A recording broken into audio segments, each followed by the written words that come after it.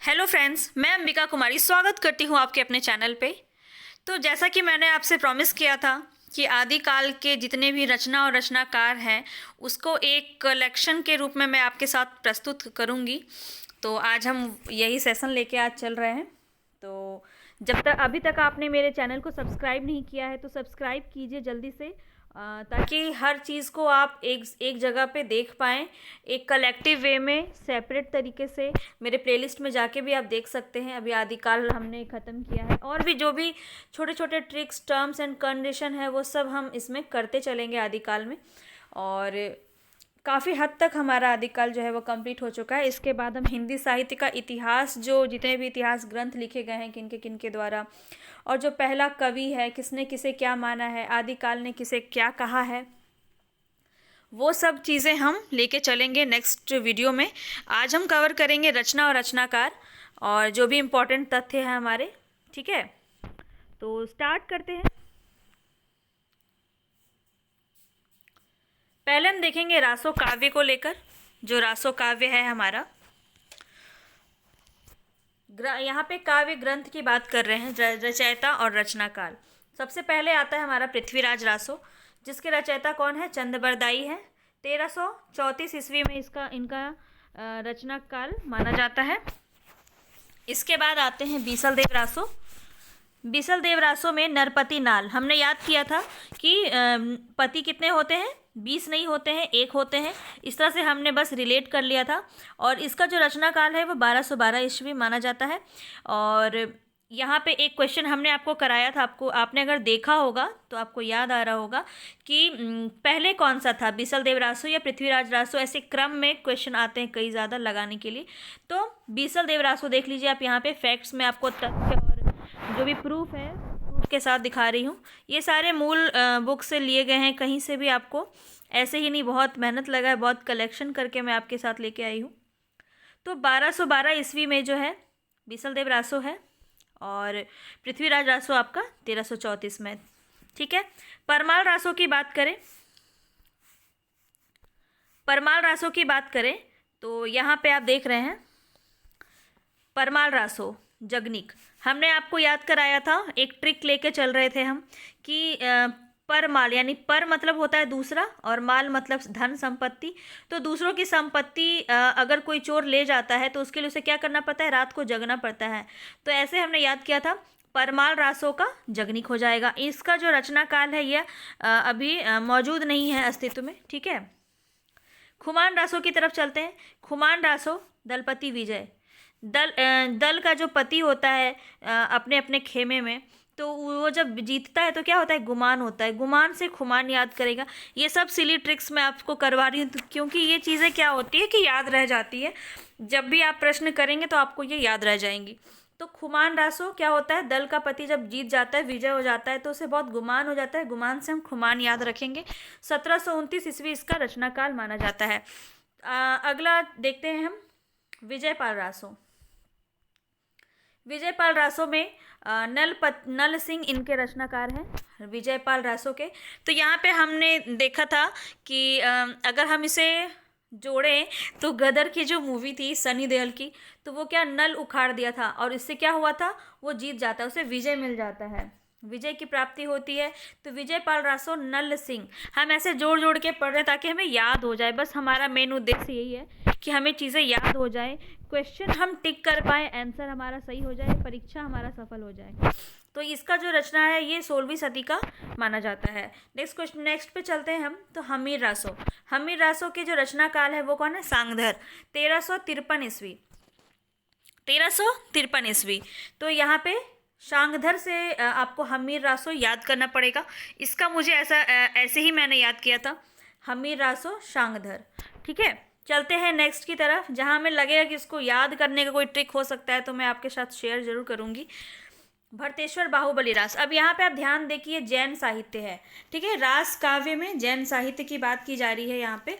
तो यहाँ पे राइट आप देख लेंगे भरतेश्वर बाहुबली रास। तो यहाँ पे शालिभद्र सूरी, शालिभद्र सूरी की एक और बहुत महत्वपूर्ण है बुद्धिरास। शालिभद्र सूरी, साली जो होती है, सालियाँ जो होती हैं, हमारी बीवी की जो बहन होती है, सालियाँ बहुत बुद्धिमान होती है। तो आप ऐसे याद कर लीजिए, बुद्धिराश शालीभद्र शूली। शाली जो होती है बहुत बुद्धिमान होती है। और एक और आता है शालीभद्र सूरी का भरतेश्वर बाहुबली रास। भरतेश्वर बाहुबली रास ये बहुत ज़्यादा पूछा जाता है। बुद्धि रास भी बहुत ज़्यादा पूछा जाता है। ये दोनों ही रचनाएं बहुत पूछी जाती हैं। एक और जो है बहुत इम्पॉर्टेंट रचना है हमारा चंदन बाला रास। ये जो है चंदन बाला रास, ये झारखंड पीजीटी में आया हुआ प्रश्न है। तो इसे हम देखेंगे। जब भी हम जाते हैं मंदिरों में, जब भी हम मंदिरों में जाते हैं तो चंदन लगाने का हमें बहुत आस होता है कि हम जाएंगे और चंदन का टीका लगवाएंगे। तो चंदन का टीका लगाने का क्या होता है, हमें आस होता है जब हम मंदिर में जाते हैं। तो ये देखिए, ये आपको लग रहा होगा कि ये मतलब ऐसे कैसे याद होगा, लेकिन ये चीज़ें जो मैं आपसे बोल रही हूँ अगर आप इसे सुनोगे तो आपको डेफिनेटली याद होगा, क्योंकि जब भी आप परीक्षा में बैठोगे तो आपको एकदम से याद आ जाएगा। चंदन बाला रास हमने पढ़ा था, चंदन लगाने का, मंदिर जाते हैं तो चंदन लगाने का आस होता है, तो आसगु हो जाएगा। एक और आसगु की रचना होती है जीव दयाराम सा रास। जीव दया रास भी आसगु की रचना है। ये बहुत ज़्यादा तो नहीं पूछी जाती है, लेकिन ये रचना भी इनकी मानी जाती है। नेक्स्ट पे चलते हैं, स्थूलीभद्र रास। स्थूलीभद्र रास ये किसकी है, जिन धर्म सूरी की रचना है। ठीक है, स्थूलीभद्र रास। रेवंत गिरी रास ये विजय सेन सूरी। अब यहाँ पे देख लीजिए, इसको भी आप थोड़ा अगर मिलाना चाहें तो रेवंत गिरी मतलब पर्वत पे चढ़ के क्या होता है, उसे विजय की अनुभूति होती है। तो विजय सेन सूरी, रेवंत गिरिरास, और स्थूलीभद्र रास भी क्या हो जाएगा, जिनी धर्म सूरी का, और रेवंत गिरिरास विजय सेन सूरी का। कंफ्यूज नहीं होंगे। रेवंत गिरी पर यानी पर्वत पर जाके विजय महसूस करते हैं, तो विजय सेन सूरी। और जिन धर्म सूरी है स्थूलीरास का। जिन होते हैं जो, वो स्थूल नहीं होते हैं, माने उनको हम छू नहीं सकते हैं, देख नहीं सकते हैं। तो कुछ भी करिए, या फिर इसको आप ऐसे ही 4-5 बार पढ़ लीजिए तो ये आपको याद हो जाएंगे। मैं आपको जस्ट हेल्प कर रही हूँ याद करने में। नेक्स्ट पे चलते हैं। नेक्स्ट है हमारा नेमिनाथ रास। नेमिनाथ रास किसका है, सुमति गुनी का। सुमति गुनी की रचना है नेमिनाथ रास।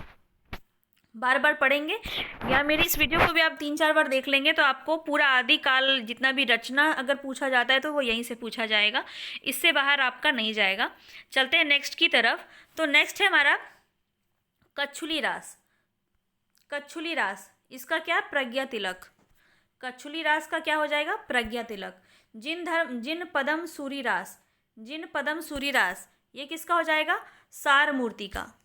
गौतम स्वामी रास ये हो जाएगा उदयवत का।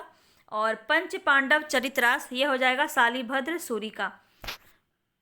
5 पांडव की साली थी। तो ऐसे हमने देखा कि ये जितने भी चीज़ें हमने देखी हैं आदिकाल के रिलेटेड, तो ये यहाँ से ही पूछा जाएगा, इससे बाहर नहीं जाएगा। ये आपको मैंने ओवरऑल करा दिया है। और आगे हम देखते हैं, इन पुस्तकों के अतिरिक्त इस काल की कुछ अन्य पुस्तकें भी हैं।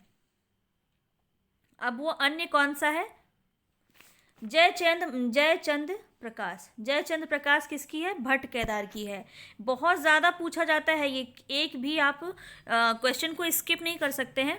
तो ये सारे जितना भी मैं आपको करवा रही हूँ, बहुत ज़्यादा नहीं है, 20 के अराउंड है। आप इतना कर लेंगे तो बहुत हो जाएगा, ठीक है, क्योंकि इससे ज़्यादा आदिकाल में आपका नहीं पूछा जाता है। और जो इससे विशेष जो भी चीज़ें प्रश्न पूछे जाते हैं वो मैं आपको करवा चुकी हूँ आदिकाल से रिलेटेड। तो वो सारे वीडियो आप ज़रूर देखें और आपका आदिकाल बिल्कुल कंप्लीट हो जाएगा। जो भी चीज़ें बच रही हैं वो मैं आपको डे बाय डे करवा ही रही हूँ और करवाती जाऊँगी। आप प्लेलिस्ट में देख सकते हैं जाके। दूसरा है हमारा जयमयंक जस चंद्रिका। ये किसकी है, मधुकर कवि की। विद्यापति पदावली यह विद्यापति की है। अमीर खुसरो की पहेलियाँ अमीर खुसरो की है। ढोला मारूरा दोहा कितनी बार हमने किया है इसको, कुशल लाभ की रचना है। और अगर हम देखें स्मरणीय कुछ बिंदु हैं जिससे प्रश्न पूछ लिए जाते हैं, तो यहाँ पे क्या हो जाएगा, रासो शब्द की व्युत्पत्ति किससे मानी जाती है, रासक से। और ये रासक किसने माना है, तो किसने माना है, हजारी प्रसाद द्विवेदी ने माना है, ठीक है। और पृथ्वीराज रासो वीर रस प्रधान ग्रंथ है और इसमें कुल 69 जो है संस्करण है। सर्ग माने जाते हैं। अगर सर्ग की बात करें तो पृथ्वीराज रासो में 69 सर्ग टोटल होते हैं। ये सब प्रश्न मैं आपको करवा चुकी हूँ, पर हम एक रिवीजन को लेके चल रहे हैं, तो मैं आपको ये करवा दे रही हूँ। हिंदी का प्रथम महाकाव्य भी पृथ्वीराज रासो को माना जाता है। इसकी रचना चंद्रबरदाई ने की है, हमने अभी देख लिया है। और कुछ तथ्य क्या है इसमें? बिसल देव रासो क्या है? श्रृंगार रस प्रधान है, श्रृंगार रस प्रधान ग्रंथ है। और विजयपाल रासो और हमीर रासो क्या अपभ्रंश रचनाएं हैं? विजयपाल रासो और हमीर रासो अपभ्रंश की रचनाएं हैं। अधिकतर रासो काव्य अप्रामाणिक है। ये आपके वाक्य में आ जाएंगे कि कौन सा वाक्य यहाँ पे गलत हो रहा है, कौन सा सही हो रहा है, तो इसमें ये सारी चीज़ें दे दी जाती हैं जहाँ से आपके प्रश्न बनते हैं। अगर हम बात करें आदिकालीन अपभ्रंश साहित्य की, तो हम देखते हैं कि इसमें क्या क्या होगा। संदेश रासक, संदेश रासक किसकी रचना है? अब्दुल रहमान की है। या 12वीं सदी के उत्तरार्ध विरह काव्य है। जो भी इम्पॉर्टेंट चीज़ है आपके एकदम इंस्टेंट, जो कहते हैं ना कि इंस्टेंट आप अगर रिवीजन करना चाहते हैं तो उसके लिए ये वीडियो है। और पौम चरियू किसकी है? स्वयंभू की है, 8वीं सदी, या एक राम कथा है। नेक्स्ट अगर हम देखें रिठनेमी चरियू, रिठनेमी चरियू किसकी रचना हो जाएगी? स्वयंभू की हो जाएगी, 8वीं सदी, कृष्ण कथा। और एक नागकुमार चरियू, ये भी 8वीं सदी की रचना है। ये तीनों ही मैं आपको करवा चुकी हूँ स्वयंभू की। पौम चरियू, रिठनेमी चरियू और नाग चरियू है, ठीक है। महापुराण देखें तो पुष्पदंत की है, 10वीं सदी, तीर्थंकरों एवं रामकृष्ण का चरित्र इसमें वर्णन किया गया है।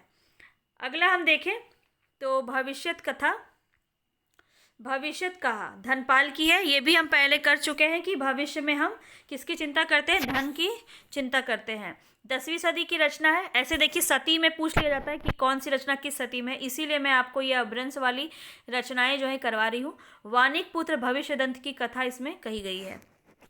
जो भी विशेष बात इसमें कही गई है वो इस बात में दी हुई है। नेक्स्ट हम देखें उपदेश रसायन रास, जिन दत्त सूरी की रचना है, 12वीं सदी, नित्य गीत रास काव्य इसमें प्रमुख है। परमात्म प्रकाश की बात करें तो यह जो इंदु की रचना है, 6ठी सदी, धर्म दर्शन का यह रचना है। योग सार जो इंदु की रचना, अगर देखा जाए तो जो इंदु की 2 रचना है, परमात्म प्रकाश और योग सार। ऐसे आप इसको याद कर लीजिएगा, परमात्म प्रकाश और योग सार किसकी रचना है? जो इंदु की रचना है। दोनों ही 6ठी सदी की धर्म दर्शन की रचना है। नेक्स्ट हम देखें, नेक्स्ट है हमारा पाहुड़ दोहा, बहुत इंपॉर्टेंट है ये, हमारे इसमें आया हुआ प्रश्न है ये। पाहुड़ दोहा राम सिंह की रचना है, 11वीं सदी, दार्शनिकता इसमें, और इसको मैंने आपको पढ़ाया भी था। इसके बाद अगर हम देखें तो प्राकृत पैंगलम, प्राकृत पैंगलम किसकी रचना है? ये मैंने आपको लिखवाया भी था, अगर आपने वीडियो देखा होगा तो आपको समझ में आ रहा होगा। विद्याधर, जज्जल, बब्बर, शांगधर की रचनाओं का संकलन है, और यह एक छंद शास्त्र है। ये सारी चीज़ें मैं आपको करवा चुकी हूँ। और ये प्राकृत पैंगलम क्या है? मैथिली में है, ठीक है, मैथिली में है।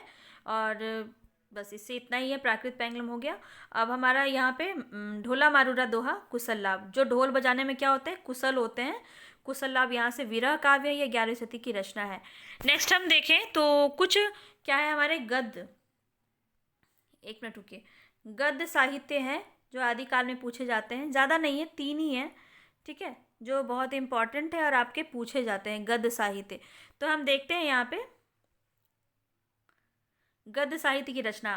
पहला तो है हमारा राउरवेल, राउरवेल 10वीं सदी की रचना है, और यह रोड़ा कवि के द्वारा लिखा गया था। ये क्वेश्चन मैं आपको करवा चुकी हूँ। शिलांकित कृति है, मतलब शिलाओं पर यह लिखा गया है। नख सिख वर्णन यहीं पे सबसे पहली बार किया गया था। दूसरा अगर हम देखें, दूसरा है हमारा उक्ति व्यक्ति प्रकरण। ये बहुत ही ज़्यादा मोस्ट इम्पॉर्टेंट है, इसको वीवीआई कर लीजिए, वेरी वेरी इंपॉर्टेंट प्रश्न है ये। उक्ति व्यक्ति प्रकरण जो कि 12वीं सदी की रचना है और दामोदर दास जी की रचना है। ये किसकी रचना है? दामोदर दास की रचना है, बिल्कुल ध्यान में रखेंगे। दामोदर दास की रचना है उक्ति व्यक्ति प्रकरण, ठीक है। और तीसरा हम अगर देखें तो ज्योतिश्वर ठाकुर, यह किसकी 14वीं सदी की रचना है, और ये वर्ण रत्नाकर, बहुत ही पहला जो मैंने आदिकाल का प्रश्न दूसरा जो मैंने करवाया है उसमें वर्ण रत्नाकर को लेके मैंने बहुत सारे आपको बताए थे कि वर्ण रत्नाकर क्या है, गद्य साहित्य है, मैथिली में रचित है। ये मैथिली में रचित है, ये भी याद रखिएगा, ठीक है, ये सब चीज़ें मैं आपको करवा चुकी हूँ। उम्मीद है आपका जो है प्रिपरेशन बेहतर हो रहा होगा, और जो लास्ट टाइम पे रिवीजन है इससे बहुत ही अच्छे से आपका आदिकाल कंप्लीट हो जाएगा।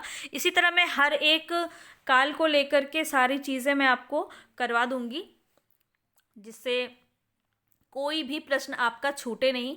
और अगर आप इसका ये चाहते हैं कि ये पीडीएफ आप अगर चाहते हैं तो आप मेरे टेलीग्राम से भी जुड़ सकते हैं।